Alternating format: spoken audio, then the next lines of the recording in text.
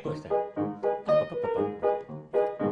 St'amore mi teneva incatenato, ma ho detto basta e te non sono liberato. Mi pare che Turchino Cino, mi pare che un cento sole, il cuore canta per felicità. Che la la, mo va dicendo che mi vuole assai. Se crede che mi faccio sangue amaro quando mai, se crede che impazzisca per me spare, che la la, non sa che piacere che mi fa. A me ne piglionate che bella zeta e la resterà, quella là, che la la, che la la, che la la, che la la, che la la. Senti, ma non avevi detto che avresti smesso di fare il cantante e avresti fatto soltanto il manager? Ma sono cose che si dicono, sai, quando uno ha la vocazione canta sempre. C'ho 90 anni, 90 anni, insomma 90 e quasi 91, 97 mesi.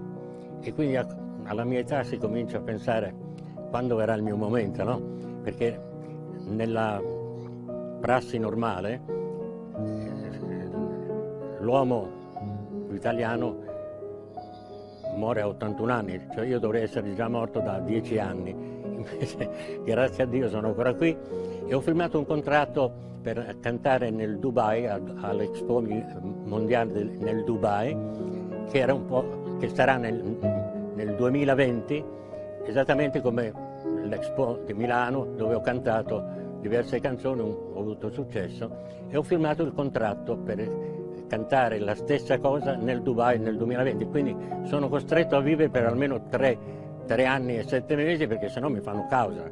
Allora però io ho firmato Teddy Reno, tra parentesi, addio piacendo, perché non si sa mai, potrebbe prendermi anche prima.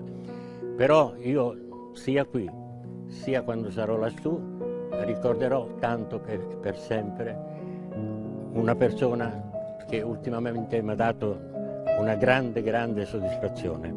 Non so se potete vedere questa foto, c'è questo signore vestito di bianco, che è Papa Francesco, al quale io ho dedicato nel sagrato di Piazza San Pietro una canzone scritta proprio in suo onore, perché credetemi, è il personaggio più straordinario che sia io che mia moglie Rita abbiamo conosciuto nel mondo per questa sua disarmante semplicità. E alla fine poco rischiava che gli dessi del tu. E poi subito dopo lui mi ha detto: "Usted tendría que cantarme un tango argentino". E io ho detto: "Ma io di tanghi non posso paragonarmi ai grandi tangheros come Carlos Gardel oppure l'altro non mi ricordo come si chiamava, perché non ho mai cantato il tango". Allora ne ho fatto invece uno, anche insieme al maestro, una canzone che presenterò prossimamente e che dice, per esempio, Papa Francesco è uno come noi, che quando parla ti dice buonasera, si stringe fra la folla che l'adora e bacia chi gli vuole tanto bene. Papa Francesco è un uomo semplice e sincero, col suo sorriso e lo sguardo incantador, diffonde il verbo sacrosanto del Vangelo che parla d'amore, di bontà e di non povertà in tutto il mondo.